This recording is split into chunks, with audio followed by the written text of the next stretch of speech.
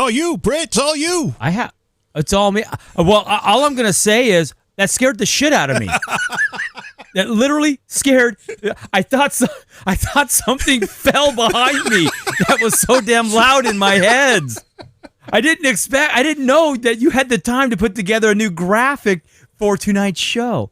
Our new show, Tuesday Nights Live. I know most of you in chat are a little confused as to why are we here live right now. Well, we are doing. This is our new show. We're going to kind of do this Tuesdays and Thursdays, JV and I, and then when we have special guests, like right now we have Kevin and Sean from the Loud Majority or Rhode Island Loud Majority. They have a bunch of names. That would be all long, I know is hold on. Long Island, just to clear it up right away, Long Island Loud Majority, not Rhode Island. It's very different. Rhode Island stuff? My name is not Howard Dean. It's a different. I don't make that noise, okay? Wow, both of you at the same time. Anyway, so basically it's our new show. We're Tuesday. In one sound. You were one sound. Right. I don't know. Kevin, you're breaking up on us. On my side, JV, was he fine to you? Just so we get this out of the way now. No, it's just both of you were talking at the same time. We're good. It's all right.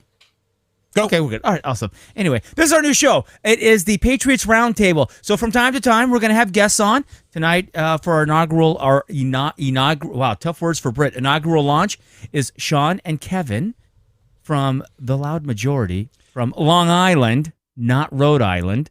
Although they're loud enough you can hear them in Rhode Island, I have been told. So, and tonight's show, it's you know what, this is, it's a, oh God, there it is already. This show was a little looser, as you can tell, because JV is just sitting back laughing at me, floundering at this because he is such a pro at it. And we're just going to, take some subjects, big picture stuff, and we're just going to start talking. And so first off, Kevin, this is your first time on our show. It's great to meet you. We've heard a lot about you. Normally it's coming from Trump's voice, but now we get to meet you face to face. And tell us a little bit about yourself, who you are, and why you hang out with Sean. Well, I met Sean about, 57 weeks ago now? Something like that. And, we just kind of clicked immediately. A lot of people think that me and Sean have been friends for like 20 years, but that's just not the case. That's what I thought. Came together we came together just over this, and we met at the first rally, and I think I've seen him every day for the last 13 months. Something like that. Which is, exciting, because that means I've gone 13 months every day hearing that voice. Every day. That voice. And he secretly loves it. Okay? I was saying before, I hear Trump's voice more than Melania.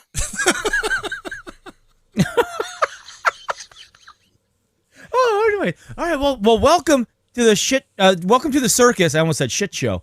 Welcome to the circus that is show. JV and I. You just did. Yeah, Look, now that I'm on it, it's Sean, going to be a shit show. So. All right. Well, I'm good with that. As long as it's entertaining and people are laughing at us or with us, I don't care which. As long as they're entertained and they keep coming back. Sean, how the hell are you? I'm doing well. Fantastic. I got the new camera set up right over there, looking at you. Big, beautiful camera. Okay.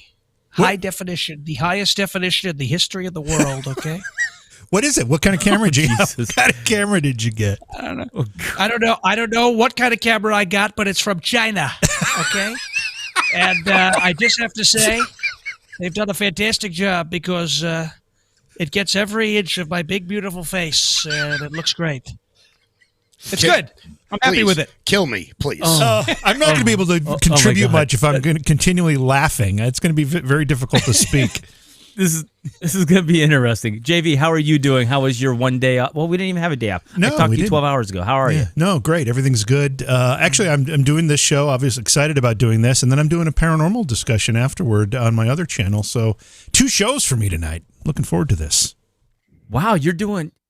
Isn't there something in the union about that? Yeah, SAG rules. SAG rules. Yeah, I'm breaking SAG rules or something. Rules? Yeah. Mm-hmm. All right. Oh, interesting. All right. Well, this is a little more long format, which is I've been looking forward to this show ever since JV and I started talking about it a few weeks ago. And my first thought process is I'm gonna pull this article up. I'm looking more bigger picture, but when Joe Biden basically threw Kristen Sinema under the bus and says, "Hey, it's part of the process. You get to get filmed in the bathroom," I'm starting this level, and really since Trump came into office, the assaults and the in your face from the left has gotten to a level that's insane. And now we're starting to see the right do it, particularly at the school board level, Sean. And the left is freaking out that we are starting to do it back to them. So they're now begging the Biden to instruct Gartland to tell the FBI to start investigating us on the right who dare open our mouths to challenge our government, which we have correct me if I'm wrong, Sean, but don't we have a constitutional right to petition our government? I mean, don't we? No, not anymore. The Constitution is suspended because of emergency powers. Yeah. So there's a virus with a 99.98 survival rate. It's now a mass extinction event. You have to get a vaccine or you're not just going to die, but you're going to be responsible for 630,000 other deaths. And there is no Constitution anymore. It is suspended because George Washington is a racist and so is James Madison. So there is no more First Amendment. We do have that. We are supposed to have that. And, it takes people like us. It takes folks like what we're doing on Long Island or Rhode Island, as you called it. Or, hey, maybe they're doing it. Maybe they're doing it in Long Island, Rhode Island. I don't know. They're not doing it in Rhode Island. Everyone in Rhode Island are just clams. Clams? Yeah. Clams? Rhode Island is populated by clams. When you go to Massachusetts, when you go to Cape Cod, you can drive through Rhode Island and not even know it. That's true. It's 40 That's true. It's 40 minutes long. The fact that Rhode Island has 2 senators blows my mind. Yeah. Yeah. There's six people, 600,000 clams, and 2 senators. That's ridiculous. Okay? It's absurd. So, the Constitution suspended. That's the answer to Is your Rhode question. Island known for clams? Clams. They're all clams. All right, so they're baked clams. They're fried clam strips. You got clams over easy. Clams on a half shell. Raw clams. Wait a second. You can make clams. Did we just easy? morph in? What the hell is it? Oh my god! So is Rhode Island known for clams? I mean, is that their thing? Yeah, man. yes. It's like it's a New England thing. Yeah. They're so proud of their clams. Scallops. You get scallops. They can't pronounce scallops correctly. They say scallops. Scallops. They add like 6 more letters to the word. It's absurd. It's absurd. It's absurd. Go back to your fried clam strips, you goofy Patriot fans. Your coach looks like Emperor Palpatine. Oh my goodness. Woo. Kevin, do you have any thoughts on the aggressiveness of the left?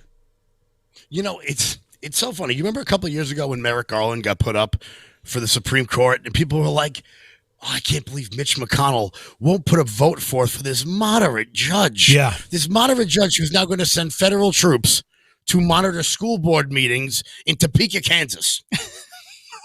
That's a moderate. Right. I mean, school board meetings? Are you serious? So what? Like you're going to federalize the National Guard and bring them in to school board meetings? That's a moderate? Merrick Garland? Merritt's not even a name, but whatever. Yeah. Merrick is a town. We dodged a bullet. We dodged a bullet with him not getting on. A big bullet. And I know we think our Supreme Court is kind of lame and they let us down, but holy hell, would it be a lot worse if he was a justice lifetime? Imagine this guy on the Supreme Court for life. Oh my God! Well, it couldn't be any. It couldn't be any worse than Sotomayor, who's doing all kinds of leftist stuff. But there'd be 2 of them, which would scare the hell out of me. So JV, they are. This is my ebb and flow of my glass is half full to my glass is half empty to my glass is half full. And this makes me feel like my glass is getting fuller because this is a big, big hammer to swing to squash us down. It's like they're afraid of us now to bring out the Fed. I mean, right? Am I misreading that? That for them to have Gartland tell the FBI to, well, we're getting under their skin, no? Well, yeah. I mean, I think that it's less than getting under the skin. I think what's really happening here is that they're just getting more and more bold.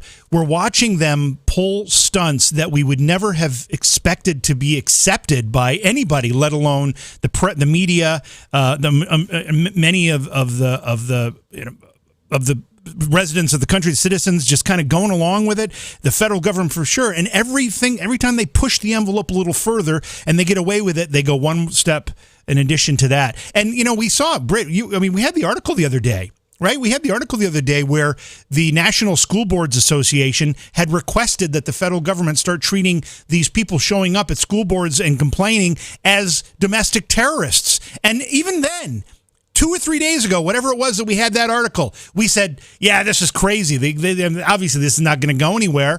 And here we are, a day later, 2 days later, and Merrick Garland announces the FBI is going to be looking into these people. I mean, Sean and Kevin, you guys go to school board meetings all the time. That's the forum we're supposed to be able to go to and address the people who are charged with educating our children. That's the place. And now they're saying, not so fast. You don't really have the say in what we tell your children. In fact, they're really not your children 8 hours a day. They really are children for those 8 hours a day. This is bullshit, and parents need to get pissed. They are pissed, and that's why the FBI is getting sent into meetings, because parents are upset, and they're not happy that parents are upset, and so they want you to say, hey, if you're upset, just do us a favor and don't express that. You're making us look bad, right? Do us a favor and don't tell us that you're upset. Don't voice your opinions about the children. It's going to be okay. Don't worry. We're government and we're here to help, right? Yeah. And anytime someone says that, it's time to run. That's right. It's time to get real scared. FBI. So they're going to spend more time. The FBI. They're going to weaponize the FBI to monitor school board meetings while Brian Laundrie's out having a party someplace in the woods, right? They're not going to worry about them. The same FBI who wants to tell you that a Lego playset is responsible for the fake insurrection on February 30th, 2021, because we don't mention the real date because that gets you banned. You know what I'm saying? Yeah. So, the FBI is so incompetent. They couldn't even hide their Fed boys the right way the last time there was a rally supposed to be down in, they're all wearing the same watch on the same wrist with the same shorts and the same socks and the same sunglasses. Yeah, nothing to see here. That's exactly how I see all the MAGA boys that come to the rallies. They all look like that. They accidentally arrested one of their own guys. That's how many feds were. How many feds were on the ground? They arrested him like, oh, you're armed. And he's like, yeah, here's my badge. And this woman standing in the video, there were more, and this is a serious statement about the FBI, and we've been seeing this come out both with the plot against Gretchen Whitmer, which apparently had 11 people involved, 9 of them were feds. Yep. Right. All right. So you saw the failures. Oh, you saw the failures of the FBI for the girls' gymnastics team, where it took them 15 months to even report the fact that coach was molesting those kids. Has the FBI ever done a good job at what they do from the start of their organization, from their goofy, weirdo, cross-dressing founder, J. Edgar Hoover, to monitoring Martin Luther King and all the civil rights leaders, to going all the way up, judging Richard Jewell? Oh, really? Richard Jewell, Atlanta bombing? No. Turns out you got that one wrong, too. They keep getting these things wrong. We keep feeding into it. It's crap. The FBI is not your friend. And it's indicative of government as a whole. It's indicative of government as a whole.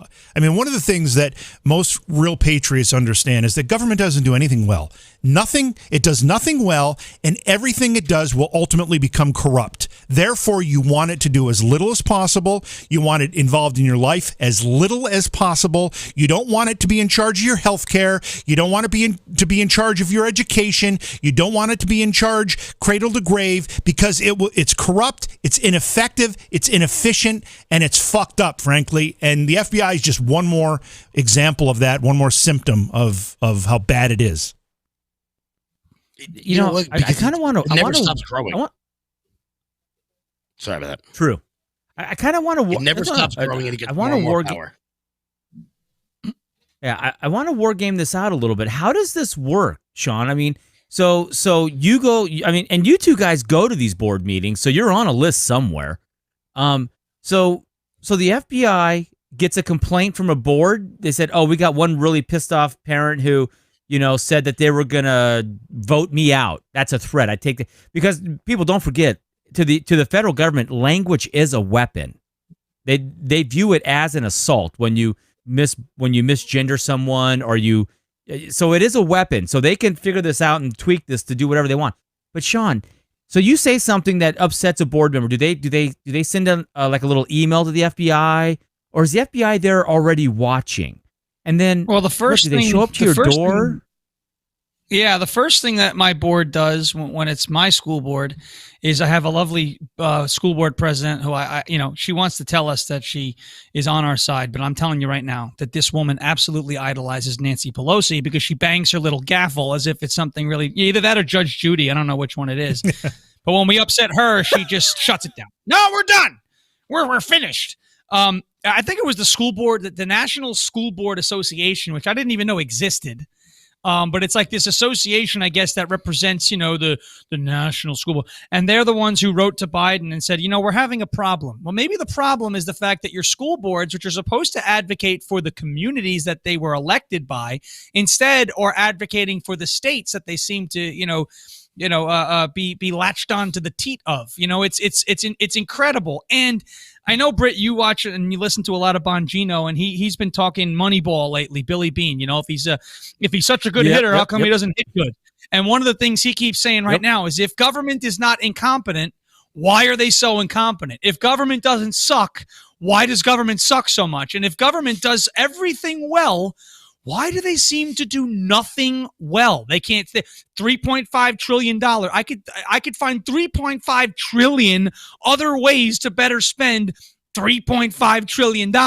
Way number one is to basically stop funding the Kennedy Center of the Arts and all of this garbage that they're sending money to. How about $60 million or whatever it was for gender studies in Pakistan? I can make that real easy. Hey, Pakistanis, do yourself a favor. Go to the bathroom, unzip, look down. Is there something hanging? Because if there is, you're a man. And if there's not, you're a woman. And I just saved the United States government $60 million. How about that?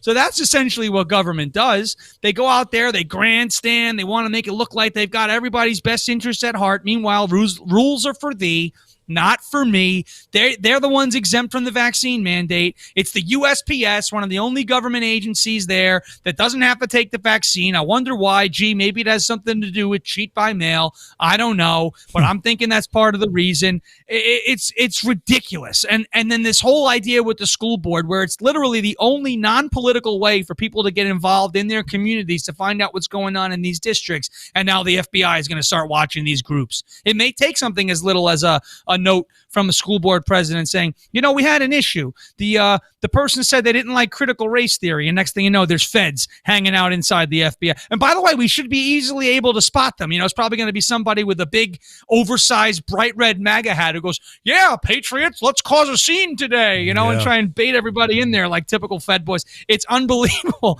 what's going on. I never thought I'd see this coming. I never thought I'd see the day.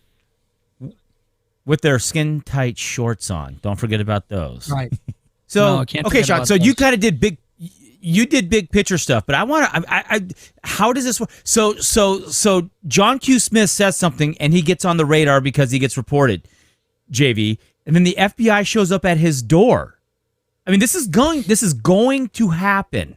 The FBI is going to show up at someone's door, and when you open the door and they say, "I'm with the FBI," and you were at this meeting, what's the first thing you say to them? Fuck you. What is the first thing you say to them?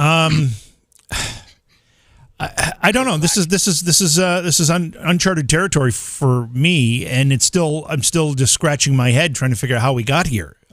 Honestly, but hey, let me help you. But the first thing you say is, "Talk to my lawyer." The bottom line, and that costs you. The bottom line is there. Well, that's the problem. But the bottom line is that it's not illegal to go complain at a school board meeting. It's not illegal to shout at a school board meeting. It's not illegal to get mad at a school board meeting. They're trying to make it all of those things. But what the real danger here becomes, what list do you get put on? What list do you get put on for whatever they're monitoring, whatever they're watching? Then they start watching your social media posts, and then you've got you've got that "Don't Tread on Me" flag that you posted, and so it's completely ridiculous. Can I get back to? I want to get back to Kristen Sinema for a second, though. Who the hell? Yeah. I mean, other than unless you're John Edwards, and you have media following you into the bathroom, if you remember that fucking fiasco. He dared him, right? He dared them. I don't know, but he was in there for hours. He was in there for hours. At least Cinema just did her business and got out of there, even though that woman was harassing her there. But I mean, you're right about these people in your face. And who's funding these people? These people aren't just showing up to go into bathrooms, to float on kayaks behind a Manchin's boat, to be on an airplane. Just see the clip of Cinema being accosted on the airplane. She's sitting in the chair. I saw it in the airport. It's just like these people aren't just randomly showing up in these places. Can't be. It's absurd that you got no pushback for that. First off, you had a man follow a woman into the women's bathroom. That's normal now. That's normal now. That's okay now. I don't care. But here's what's more. Okay, first off, let's be very clear. Okay, you follow me into the bathroom with a camera. I'm leaving the stall door open. You're going to get a real show. But number two, when you get out, I'm beating the shit out of you. And that is totally okay, so you're in the stall and you look up and someone has a camera above your head. Yeah. Are you legally allowed to beat the shit out of that person? And if so, how is that different than it being right in front of you? Because I'm leaving the stall open, give you a little how do you do? And you never sit on the toilet in public bathrooms, so I'm gonna do the hover. I'm gonna do the hover, so you're gonna see it all. Oh my God! And when you said number two, I hope you were going through bullet points here and not being more descriptive as to what you were doing in that stall. No, but I think Kristen Cinema handled a shitty situation really well. Well, I mean, she held her head up. She just did it. She just ignored it and left. I mean, I don't know. Do these people have any effect? She's a better person than I am. Do you think these people have any effect? Do you think Kristen Cinema takes this abuse and starts to change her mind in any way, or do you think she recognizes them for the fools they are? Well, I think that what I read today. My resolve. Yeah. Yeah, what I read today is that the funding is tracked back to a George Soros and a Ford Foundation group. So it's two of them. Oh, it's Uncle George. George. I know Uncle George. Yeah, is the Ford Foundation George Soros group also? Do we know? I don't know, but I know Uncle George for a very long time. He's a fantastic person. He love him. He's a former Nazi, but the left doesn't seem to have a problem with Uncle George. Okay, when you think about it, it's Uncle George, and I've known him for a while. He goes by Jorge when he's in Mexico. Okay, and quite frankly, Uncle George, he's a terrible person, but I've known him for a while. By the way, the fact that somebody pulled up, by the way, the fact that a fat woman on a kayak pulled up to Joe Manchin's houseboat that might be the single most West Virginian sentence I've ever heard of. All she needed to do was be high on crystal meth and drinking Mountain Dew, and it would have literally been peak West Virginia. Yeah, you're probably But right. It's not spending. It's an investment. It's not spending. She was a fat woman on an overflowing glacier of a woman on a kayak, pulling up to a houseboat on a river. That's the most West Virginian thing I've ever heard. Well, it sounds like you're talking about Rosie O'Donnell when you think about it, in a kayak. And if you're talking about Rosie, the kayak is going to be operating more like a submarine when you think about it. Okay? You couldn't even. First off, that woman was so buoyant. Buoyant. She was never going on. What kind of? I can say that because she's from kayak West Virginia, was it? so I know she doesn't know what buoyant means. Was it one of the new plastic blow molded kayaks, or was it like a canoe dug out of a tree? I mean, what kind of a? Because I know the plastic ones, they're more buoyant than the trees. I don't know. I would imagine it's had to have been the plastic ones because she wasn't sinking. She was buoyant enough. Yeah, I think it was one of the plastic ones. You got to watch out. You got to watch out your line doesn't get caught up in her while she's bobbing up and down on the water. Oh my God. Oh Jesus! No Stop fishing. fat-shaming. No fishing. First off, I'm allowed to fat shame because I am a member of that oppressed community. So why don't you take your thin privilege and get the fuck out of here, right? Okay? Things are very tough for us. Clothes cost more because you need more fabric because I can't stop eating fucking baked ziti. Okay, so you know what? I don't want to hear your shit, Sean. Thin privilege is a new term. This is I've been waiting to get out of my chest. This is what I think happens with Bert and Ernie behind the scenes when the camera's off. is they're like this, just yelling at each not other. having 10. Somebody said we should be Bert and Ernie for Halloween. Oh no, I like or it. the number 10. Yeah. Okay. So I Number want to ask 10. you too. I want to get your opinions on this one. We got a few. We got a few choices here. We got Bert and Ernie. We got the number 10. Abbott Costello. We got The Jay 10. and Silent Bob. Mm-hmm. Ren and Stimpy. Pinky and the Brain. No one knows what that is. I do. No. What is it? Something Chum Chum. Oh. Fanboy and Chum Chum. Oh, I don't know that one. But there's also Abbott and Costello. Don't know that one. You guys, Barnacle Boy and Abbott and Costello. What is that from? Mermaid Man. Mermaid Man and Barnacle Boy. Yeah. Who's on first? There we go. Yeah, those are some good options. There we go. Who's on first? Yeah. Or who are the two from March of the Wooden Soldiers? Laurel and Hardy. Laurel and Hardy. Yeah. Oh, Laurel and Hardy. There you go. Laurel and Yeah. Hardy. Yeah. Yeah, you guys have a lot to go with there. You know, it's amazing. You guys have only been together 52 weeks. How long is this marriage going to last? Not long. I don't know. Who's Big Spoon? Me. Yeah. I'm very warm. And he's also the loud spoon, too. The guy snores like you wouldn't believe. Holy hell. This guy, Wake up the first off, damn neighborhood. I've never seen a person sleep like this guy. I sleep like he I'm dead. sleeps on his back with his hands crossed like he's in a casket. I've never seen He this is a before. vampire. So it literally like he's in a casket. There's me. Yeah, but when next you to him, fart in spread your eagle. sleep, it shakes the whole hook. It sounds like a fucking tractor trailer. It's not like I'm doing it on purpose. It just happens. No. That was a that's cute one. That was a one-cheek sneak. This is a double barrel. This is like a Gettysburg. Gettysburg. Oh man. All right. Oh. Man, this one off the rails fast. Yeah, I want to mention. off the rails. I want to talk about something here. Sean, you were on the program last night, and I played a bunch of clips from Biden's talk about the debt, and the tone of that discussion was anything but bipartisan, and there was certainly no unity. He just blamed Republicans for everything, made them sound as though they were the root of all evil.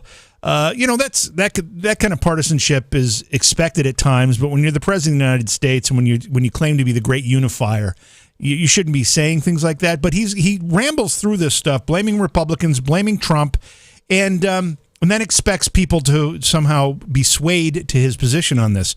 But my question is, who the hell is writing this stuff? Because whoever's writing it is some junior ideologue that is got such Trump derangement syndrome still that they can't help but spew these words, these nasty accusatory words in every single speech Biden gives. I don't think Biden really understands what he's saying when he's reading these things. He's just reading the words. They don't, he doesn't make the connection as to what they really mean. But who the hell's in that White House that has got such an axe to grind that here they are still blaming Trump for everything and still accusing Republicans of being the most evil force and us and the deplorables. I mean, who the hell's doing this? Anybody? I stumped you. And it's the same tired talking points. Yeah, same tired talking points. That's right. The rich need to pay their fair share. Oh, the fair share. What the hell's the fair share? And by the way, Joe, you want to talk about paying taxes? Why don't you go talk to your crackhead son that's getting money from every single country on the planet? Why doesn't he pay a little bit of that? 10% to the big guy. Let's not forget that one. 10% to the big guy. Yeah. Exactly. So I read a investigative report. I think it was Solomon that was talking about this, but it could have been Jesse Kelly, one of them. Anyway, but they were talking about how the people that are in the Joe Biden administration, particularly the leadership level, were the middle management back in the Obama era. And when Obama got elected, these people thought that Obama was going to go what they're doing now. They thought Obama was going to do that. They were going to go totally woke, totally leftist. And what Obama did is he ended up liking what the Clintons were doing and wanted to make money. And he became more of a Clintonista than this, what we're witnessing right now.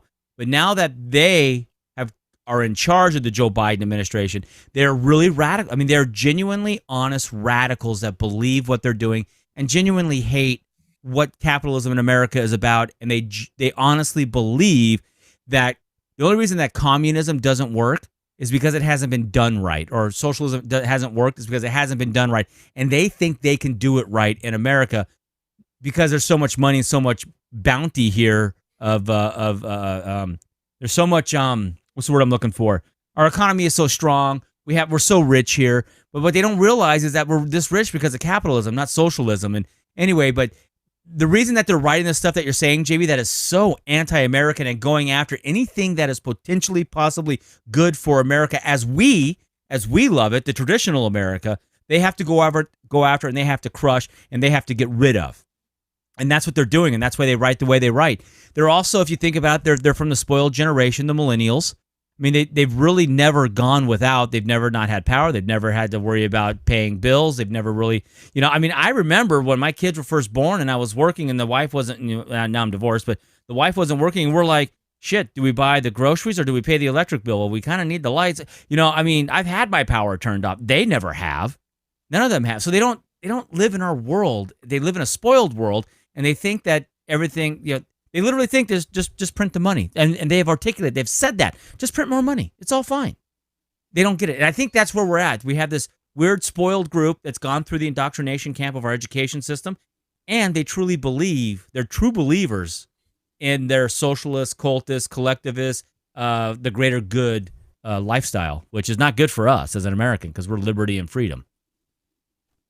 And socialism has never worked. I mean, if you could point to me one example where it's actually worked and it's brought everybody, they like to say a rising tide lifts all boats, right? But this is not what socialism does. There's no rising tide. As a matter of fact, all the water's gone and every boat winds up shipwrecked, okay? It's a race to the bottom. In Venezuela, they threw socialism in there, and now everybody's equal. Yeah, everybody's equal in poverty. It costs hundreds of thousands of dollars just to buy a sandwich. You know what I mean?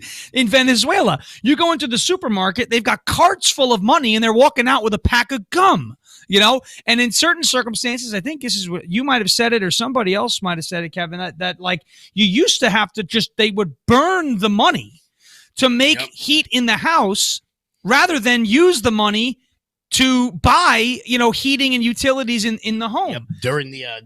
During the Great Depression in Germany, under the Weimar Republic, people would burn German Deutschmarks because it was worth more to burn as heat than it was to spend. That's how much money they printed at that era. When we talk about this sort of inflation, that they were saying you can just print money. It's because these kids have had it so good. Someone like AOC, who grew up in Yorktown Heights, one of the nicest suburbs in upstate New York. Well, why doesn't everyone live like that? She doesn't know how good she had it at her $50,000 a year private Boston University.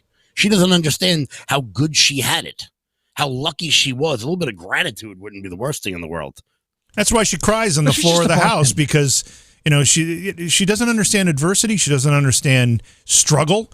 I mean, she claims to, but as you pointed out, Kevin, she's had a silver spoon pretty much most of her life, and doesn't really understand that that's not how everybody lives. And if you want that, you should have to work for it and strive for it, and it doesn't get handed to you. Well, yeah, she has no problem buying a Tesla, right? That costs $500 a month, living in an upscale, wealthy Washington, D.C. apartment. She's got no problem with that. She doesn't mind the doorman that keeps everyone out, but I can't have a wall around my country. Mm-hmm. And she doesn't mind wearing a dress that costs what? She rented a dress that's like $30,000 dress that says tax the rich. Meanwhile, the person who designed the dress owes taxes in like 4 different states. Yeah. And I would think that the person who's designing $30,000 dresses is rather wealthy. And so we're talking about taxing the rich, and her little rich friend isn't paying taxes. And here's the best part of this whole thing. She said she rented the dress. Okay. So when you went to Blockbuster, you got a movie, you brought it back, and then someone else rented it out. Who's the next person that's going to wear that dress? How do you rent a dress? Maybe somebody from Chick-fil-A. Because that's what she looked like a Chick-fil-A. Well, the reality that dress was only several grand. The ticket to get in was $35,000, and her dressmaker owes about $500. Yeah, no. I'm just saying, but it was $35,000. The ticket to get into the Met was donated to her, a donation, which I don't think that works quite right in politics. I think there's some rules broken there, but she won't hold stand. But her dressmaker owes about $500K-ish in back taxes, but also she is known to be owe a bunch of people money. She's runs a sweatshop, and she there was a really shady business practices. So the whole thing is a do as I say, not as I do. Rules for thee, but not for me. AOC is a fraud. We all know she's a fraud. She knows she's a fraud. She knows that we know that she's a fraud, and yet she still keeps frauding. So Well, my favorite part of her whole rant was when she said, this working class immigrant woman. First off, you're a famous dressmaker. You're not working class. Immigrant? She's from Toronto. What? Is that true? Are you kidding me? She's from Toronto. Like, what? Well, technically, factually correct. Factually correct. I'm sorry. If she was from Senegal, I'd go, okay, there's a story. Right. You're from Toronto. Really? Like, you grew up a Blue Jays fan? And I'm supposed come on. Like, that's ridiculous. I mean, look, I get it. The food up there is awful, but it wasn't that bad. Like, there's a lot of people up there who say the word croissant instead of croissant. They say the same thing in New Orleans, by the way. Well, that's because those people aren't too bright. I love New Orleans. What are you talking about?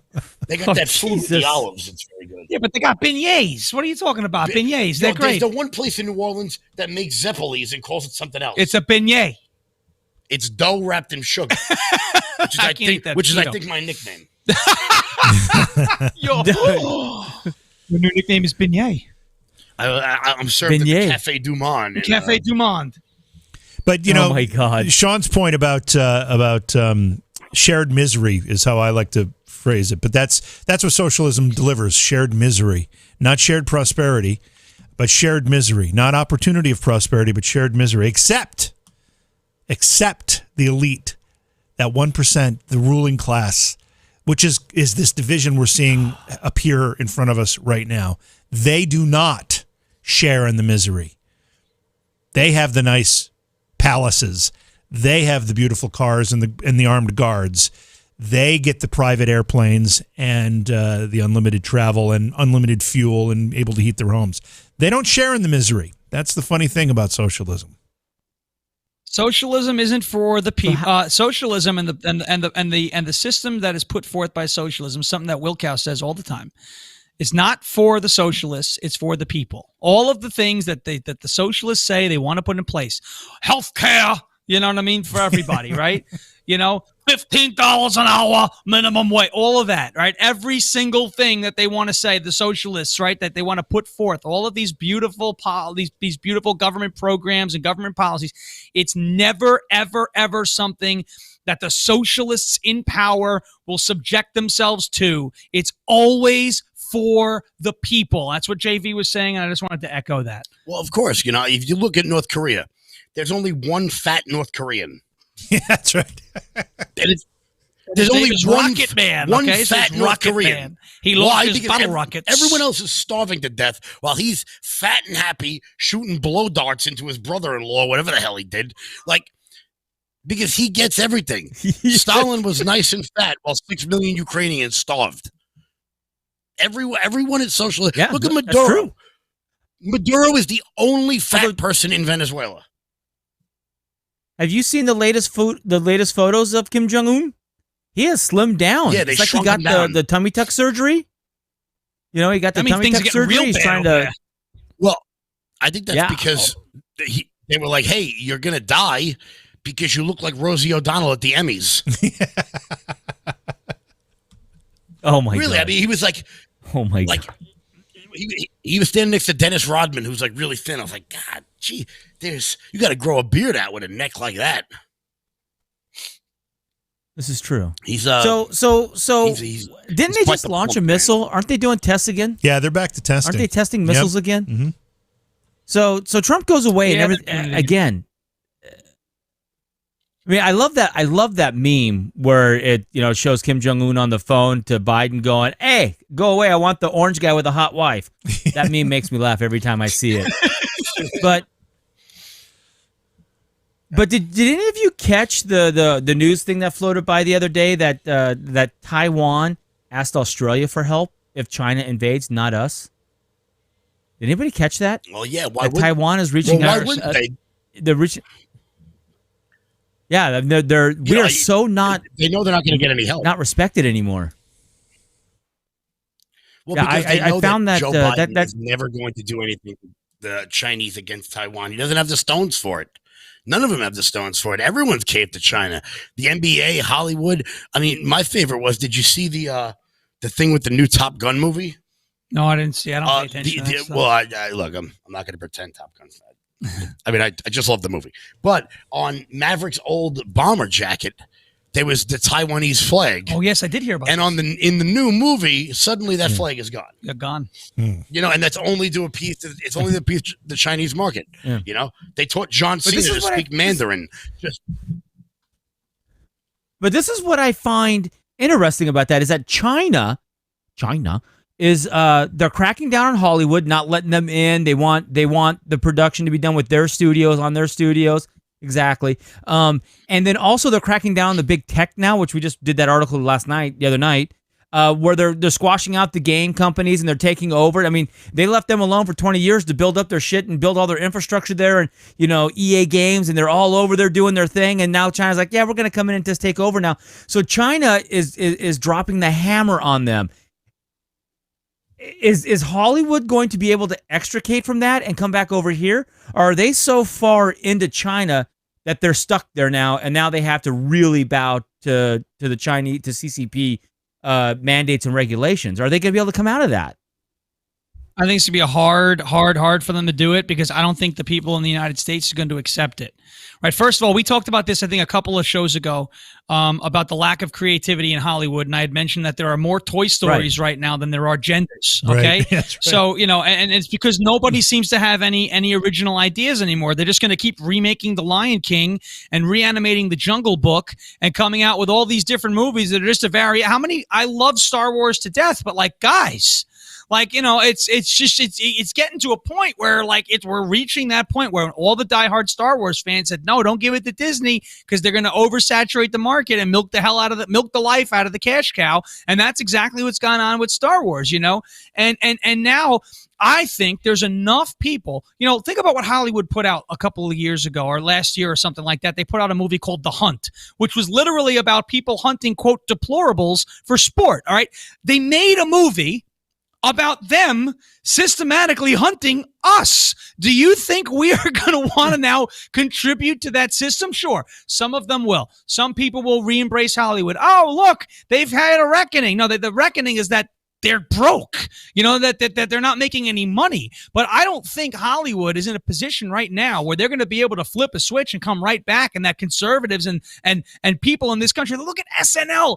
SNL's ratings are horrible. Their last show, it's down 35% because the left is not creative, the left is not funny, and the left is not brave. They don't want to cross lines. They don't want to take chances. They're just repeating the same things over and over and over and expecting things to get better. You know what I call that? Insanity. So when I call the liberals insane, this is what I mean. They're repeating the same behaviors, expecting better results. It's not going to get better. You see the way the trends are going. Always bet on the trend. And you see now that they're trending in the wrong direction, but they keep doubling down. Well, eventually they're going to double down into nothing. And I think that's where Hollywood is going. They're in a tailspin. Towards oblivion. And unfortunately for them, cancel culture is just going to consume them all. I call it the cancel cult. There's nothing cultural about it. It's absolutely a cult. They're obsessed with political correctness to the point where now you're not allowed to say a damn thing. Political correctness is the same thing as censorship. And it's consuming itself at this point. Cannibalism. And another thing about the Hollywood I don't know. creativity is that, Frankly, frankly, look, Hollywood was American culture. We exported that to the world.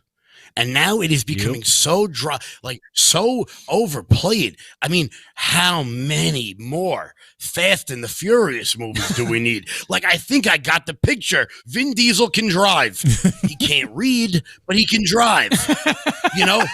Oh, no, here's what we got. We got another good-looking Australian in tights saving the universe from a guy named Loki, or whatever the hell that guy's name is. How many more of these? I think we got the point. I think we got the point that Jeremy Renner can shoot a bow and arrow. Okay? Marvel Endgame was like 7 movies ago. Endgame. 7 movies ago. But they can't read. They can't read here. And look, they are remaking TV shows. They're redoing everything. I heard the other day that they're remaking The Bodyguard with Whitney Houston and Kevin Costner. One of the greatest movies of all time. Like with the greatest soundtrack of all time. You're gonna ruin that. They just remade The Wonder Years, which was a show I grew up on, and I'm distraught by this because it sucks. Ruining my childhood. So it's why? Terrible. And why? So Kevin, why? Why are they so uncreative? Why? What's?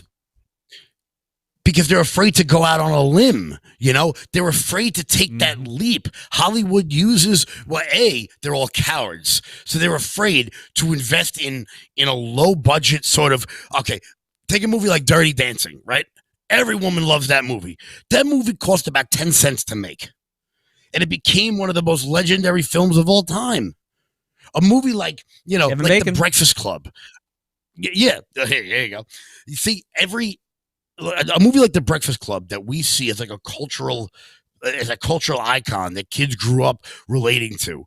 You can't make that movie anymore because it's not inclusive enough, because it doesn't have an LGBTQAAIP2 plus person. You know, it doesn't have a black guy in it. Well, maybe it's not made for that. Those John Hughes movies that were so iconic to the 80s and the 90s with the Brat Pack, Molly Ringwald. Those were movies that we could all relate to. Ferris Bueller's Day Off. No, that's problematic because, Ferris, he was mean to his principal or something. Who the hell knows? People are afraid to go out on a limb because they're afraid that they're going to get chopped down by somebody who is mad they didn't make the movie that they would have made had they written the script. Amy Schumer, one of the worst comics on planet Earth, she made a movie called I Feel Pretty, which was just the Nutty Professor done over again. And they caused a scene because, it was a white woman and not a woman of color. And then she came out and she apologized for not casting someone who isn't her in a movie she wrote that was done 15 years ago by Eddie Murphy way better. Like, what are we doing here? And you know what? They're going to eat their own. But that's why we're starting to see underground conservative content coming out in the form of movies. That I know the Daily Wire is making movies now. They just made a movie, Run, Hide, Fight, which is a fantastic film. No one saw it. Nobody got any credit for it. But we need to start producing our own culture and putting it out there to the world. Agreed. And and I would also submit, on top of not being afraid to go out on a limb, and I totally agree with that, because you don't know what you say today, tomorrow could get you canceled. But I also submit that the people that are in those writing rooms now and working for those production companies, they all came up on the Ritalin and going and seeing shrinks and the all of the psychedelics that they put kids on to keep them from fidgeting. And the people that are the most creative are the ones that are, you can't calm them down. You can't, they go. I submit that all the shit that we're doing, that all the crap that we eat, maybe the preservatives, the lining of the aluminum cans from the Cokes that we drink and stuff, that it's dumbed them down. But they're in those spots and they can't get rid of them because they're woke enough, but they can't think for themselves because they're afraid to, and they just don't have the brain power to do it. So they're trying to redo everything because that's easy. I could be completely wrong. What do you think, JD? No, I think that's a fantastic point. Yeah, I think the remake path is the easy path, and you don't have to be original. You just take something that was successful and you just tweak it a little bit, put some new faces in there, maybe add a woke element or 2 or 5 or 10, and re-release it. And it's kind of wash your hands of it and move on to the next one. That's what Hollywood. But you have to understand too. Another part of the problem here is that the distribution system for Hollywood is upended, just like the music distribution system was upended years ago with basically the death of CDs and the introduction of downloadable music. They don't know how to make money on it yet. They still haven't figured this out. The bands that used to make money on their album sales now have to tour. That's why Aerosmith is out there with their walkers touring, and the Stones are out there with their walkers touring, because that's the only way they can make money, because the records aren't making them money anymore. And that's starting to happen with films too. And the system, and then that's one of the reasons why Hollywood is looking to China and trying not to piss off China, because China is still somewhat of an infant when it's an adolescent when it comes to this market and being a consumer of this stuff. Whereas we've matured, we've got a mature market here, and therefore they can probably make some money over there. But all of a sudden the CCP is saying, not so fast. You got to play by our rules.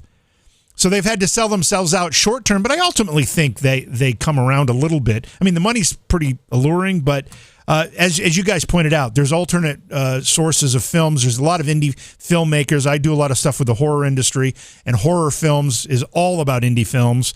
And, some of those indie filmmakers are turning their attention to not just horror content, other content, because they realize Hollywood's not making it anymore. That's where all the creative juices are. It's in the indie market. Yep.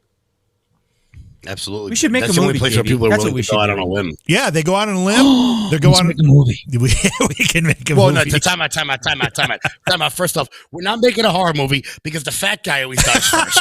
Okay, let's be clear about that, all right? No. Let's be very clear. It's the black guy always dies first. Yeah, but the black guy can outrun me. It's telling very us the way the slow. rules are. Wow.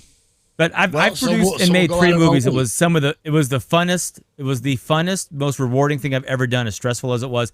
And then to get screwed by distro sucked, but that was the most rewarding thing I've ever done. Even the was most produce successful horror 3 movies. movies on low budgets. Even the most successful horror movies that have been out recently, something like Paranormal Activity, look like it costs like $10 to make. That's right. Because these horror directors are willing to be creative. But here we go. Even with the horror franchises, did you know Jamie Lee Curtis hasn't killed Michael Myers yet? Yeah, We got another one coming out. that's right. So right now we got 2 75-year-olds shooting at each other in a horror movie. Like, if she hasn't killed him yet, I don't think he's going to die. She's been trying since 1975 to kill this man. And She's like a herpes. She's the original Scream Queen, right? He keeps coming back once a year, every year, at the same time. Michael Myers is a genital wart. He comes back on Halloween every year just to remind you that he's there. God. Oh my! She doesn't look very good in that new film coming out too. Have you seen her with the straw gray hair? She looks, man. That's because she's 90. Well, it could be that. I mean, think about this. Her mother was the girl from Psycho. Yeah. Janet, True? Janet Leigh, yeah. Janet Leigh's her mom. Yeah. Tony Curtis is her Janet Leigh. dad, Wow. yeah. Mhm. So they've been fighting off weirdos, killers, and freaks, and people that wear their parents' clothes, and all this boy. crap, masks, guys that won't die for about 10,000 years now. Jamie Lee is 62 years old, by the way. 62. She was born in 58. 62? That's when Joe DiMaggio retired. It looks like she was born in 1862. Well, I'm thinking they probably aged her for the movie, because she actually know, looks she looks pretty good in I these think she did CNN that herself. photos. She looks horrible in that film. I just saw clips of it. She looks horrible. Yeah. Well, I guess if you had spent the last 50 years trying to kill your brother, you probably look a little rough too. Yeah, it'd probably get to you after a while. A little bit, He just won't die after you set the house on fire. After you stab him in the neck, you cut his head off once, but he just keeps plugging Coat along. hanger to the eyeball. Wasn't there a coat hanger to the eyeball in the first one? Yeah. Yeah. Oh yeah. I think she chopped his head off in one of them. Grew back. And Loomis puts 6 bullets into his chest. It's almost like Have I a look. wonder how this one's going to end. I wonder how it's going to end. Will she finally get him? Well, He's she needs to, because they're both 75 about years to old die in and real life. Yeah, that's good. The time's but then they'll time's just- actually running out on that. But then they'll just recast her Yeah. with some other ridiculous actress. It'll be some other. Oh, what's her name? No, Kathy Griffin. Guaranteed. Oh, Kathy Griffin will do it. Okay, so Michael Myers, you need to chill the fuck out. Okay. You know what it's going to be? love They're going to that. do prequels. That's what they'll do. They'll do prequels of the Michael. But they've already done. how They've he done that was. too. Somebody younger. They've and already all done. that. They've done that already Yeah. too. That's what the. They've done Oh, that. did they? They've done it all. They've been backwards. They've been I think the forwards. last They've been, one was a prequel. yeah, I think it was. I think the last one was the prequel. Look, and we all know it got ridiculous after a while. Jason X, Jason goes to space, Jason in Cancun. Jason's going to more places than Howard Dean. No! Back to Rhode Island. Is that true? They did. They Wow, did we've come Jason full in circle on Cancun. this. No. Oh, I don't know. No, I'm those are not called that cartel up on my movies, my horror movies. So I don't there was- watch horror there was movies Jason- because I can't do the gore. There was Jason Goes to Hell. Jason Goes to Hell. Jason Takes New York. Jason and Freddy. Jason in Space. I think that was X. And at a certain point, they started to become a caricature of themselves. Yep. Which is kind of the point.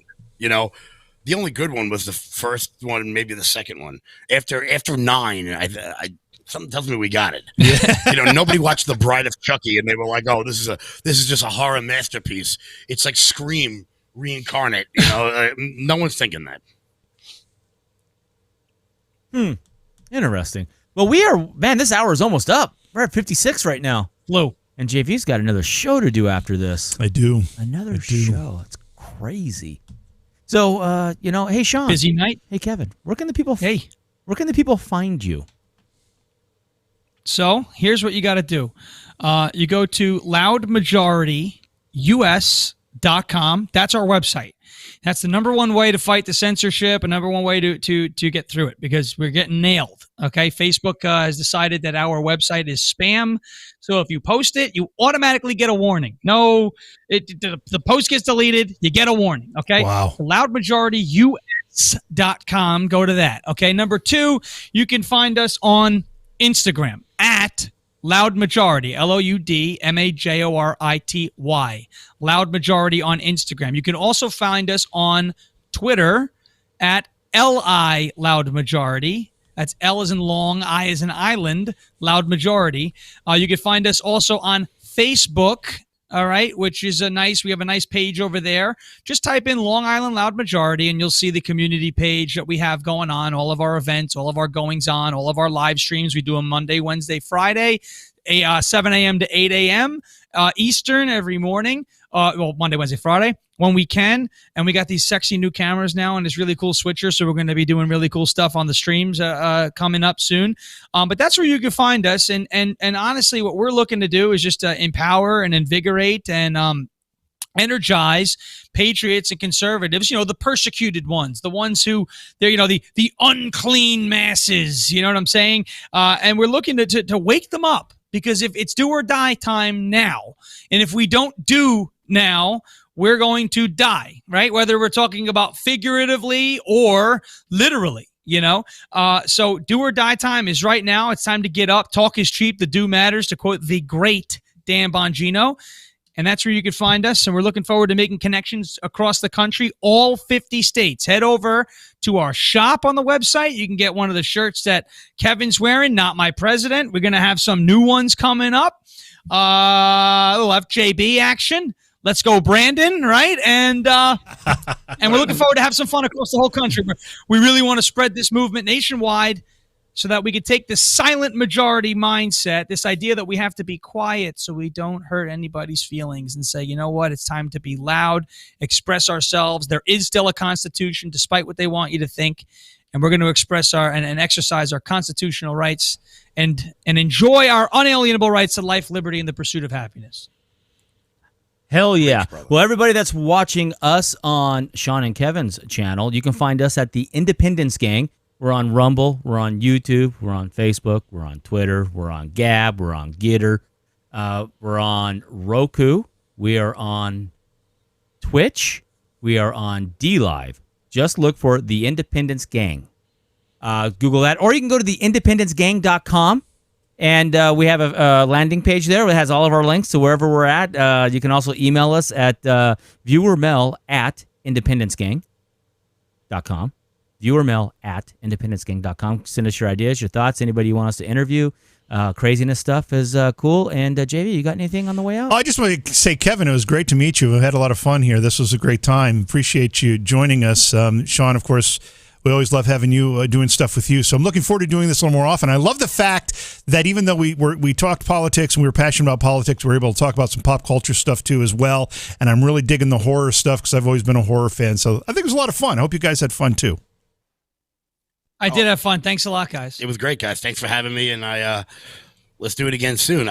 You know what, JV, I could talk horror movies with you all day. I'm fascinated by the horror, by the horror genre and the evolution of it all, and how bad it's become. Yeah, well, we'll have a chance to do it again for sure. But I think that's got to do it. I got to run to do my other program. I'm going to be talking about ghosts and hauntings tonight on Beyond Reality. So unless you have anything else, Britt, I guess we're ready to check out here. Just warn me. Are we going to do the boom boom thing so I don't shart myself? Yes, get ready. Okay, go for it.